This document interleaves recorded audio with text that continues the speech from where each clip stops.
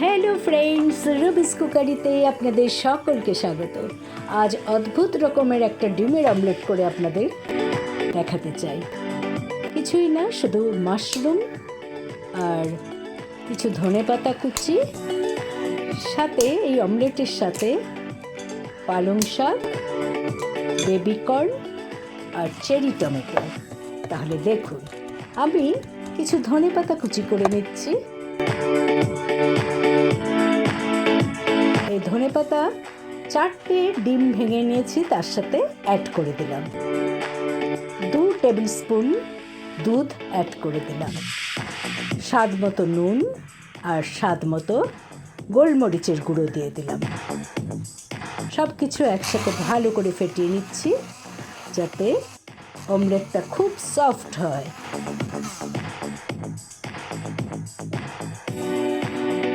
এবারে আমি 2টো মাশরুমের উপরে এই পাতলা স্কিনটা ছাড়িয়ে নিচ্ছি।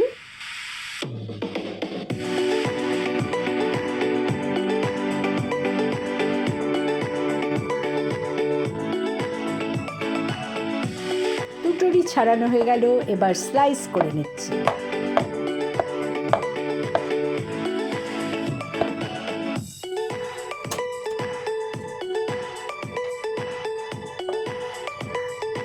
আমি একটা প্যানে সামান্য তেল অ্যাড করে নিলাম 1 টেবিল স্পুনের মতো, এবং তাতে বাটার দিয়ে দিলাম 1 টেবিল স্পুন।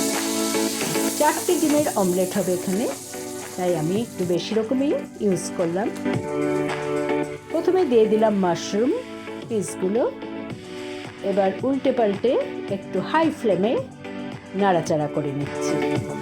এর সাথে সামান্য নুন আর গোলমরিচের গুঁড়ো অ্যাড করে দিলাম।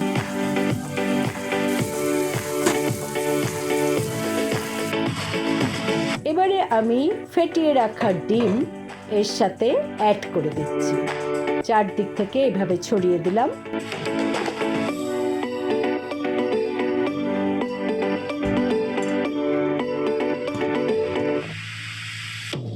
সুন্দর করে ঘুরিয়ে নিচ্ছি যাতে সমানভাবে ডিমটা ছড়িয়ে যায়।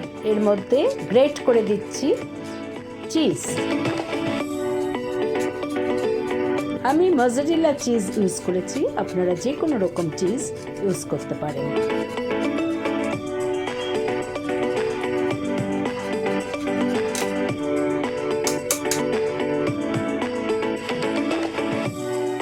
এবার সাইডগুলো এরকমভাবে একটু খুঁচিয়ে তুলে নিচ্ছি, এতে আমার ডিমের অমলেটটা উল্টাতে সুবিধা হবে।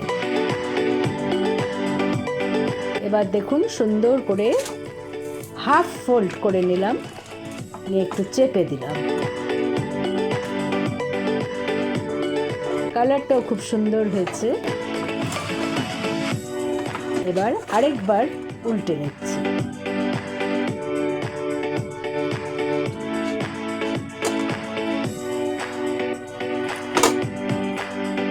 আমার ডিমের অমলেট রেডি। এবার এর সাথে খাওয়ার জন্য আমি আরও কিছু জিনিস তৈরি করে নিচ্ছি। আমি এখানে অল্প পালং শাক কুচিয়ে নিলাম। চেরি টমেটোগুলোকে ভালো করে ধুয়ে নিচ্ছি।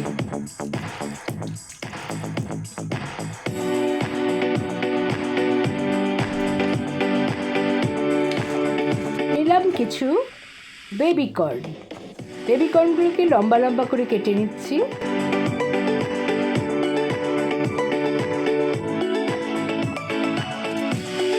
বেবি কর্নগুলোকেও ভালো করে ধুয়ে নিলাম।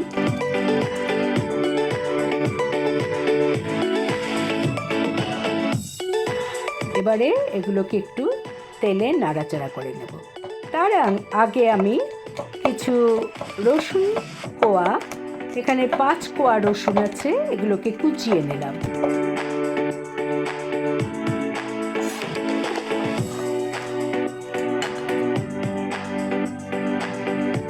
আমি কড়াতে 1 টিস্পুন তেল দিয়ে দিলাম, এবং গরম হলে তাতে আমি 1 টেবিল স্পুন কুচিয়ে রাখা রসুন অ্যাড করে দিলাম। কয়েক সেকেন্ড এটাকে ভেজে নেব। তারপর আমি এই পালং শাক অ্যাড করে দেব। আর কিছুই না, এই রসুনের সাথে পালং শাক এবং তার সাথে স্বাদ মতো নুন আর স্বাদ মতো গোলমরিচের গুঁড়ো অ্যাড করে দিচ্ছি। যতক্ষণ না জলটা একেবারে শুকিয়ে যায় আমি নেড়ে চেড়ে নিলাম। এবার জল শুকিয়ে গেছে, আমি একটা পাত্রে তুলে নিচ্ছি।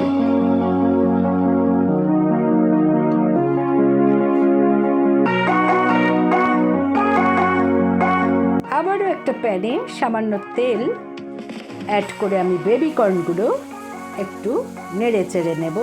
তার সাথে একইভাবে আমি সামান্য নুন আর গোলমরিচের গুঁড়ো অ্যাড করে নিয়েছি। খুব সাধারণ এবং ইজি ব্রেকফাস্ট রেসিপি, বাট এটা খুবই একটা হেলদি রেসিপি। বেবি কর্নটাও ভাজা হয়ে গেছে, আমি সামান্য তেল অ্যাড করে এবার দিয়ে দিচ্ছি চেরি টমেটো। চেরি টমেটোগুলোকে আমি খুব সামান্য নেড়ে চেড়ে নিলাম। একইভাবে সামান্য নুন আর গোলমরিচের গুঁড়ো অ্যাড করে দিলাম এবং হাই হিটে কিছুক্ষণ নাড়াচাড়া করার পর আমি এটাকে তুলে দিচ্ছি। তো আমার ব্রেকফাস্ট রেসিপি রেডি। আমি একটা প্লেটে সুন্দর করে এটা সাজিয়ে নিচ্ছি। তার আগে আমি কিছু ব্রেড বাটার দিয়ে টোস্ট করে নেব। তো বন্ধুরা, এই হেলদি রেসিপি যদি আপনাদের ভালো লেগে থাকে তাহলে অবশ্যই আমার চ্যানেলে লাইক করুন, কমেন্ট করুন এবং শেয়ার করুন। নতুন বন্ধুদের সাবস্ক্রাইব করার অনুরোধ রইল। পাশের বেল বোতামে অবশ্যই ক্লিক করতে ভুলবেন না, তাতে যখনই আমি কোনো রান্নার নতুন রেসিপি আপডেট করব তার নোটিফিকেশন সহজেই আপনাদের কাছে পৌঁছে যাবে।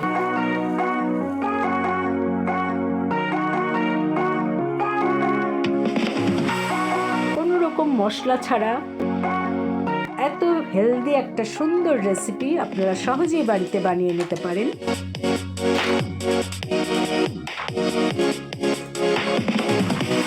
তাহলে আসি বন্ধুরা, পরের এপিসোডে আবার দেখা হচ্ছে। ভালো থাকবেন, সুস্থ থাকবেন। অসংখ্য ধন্যবাদ আমার এই রেসিপিটি দেখার জন্য।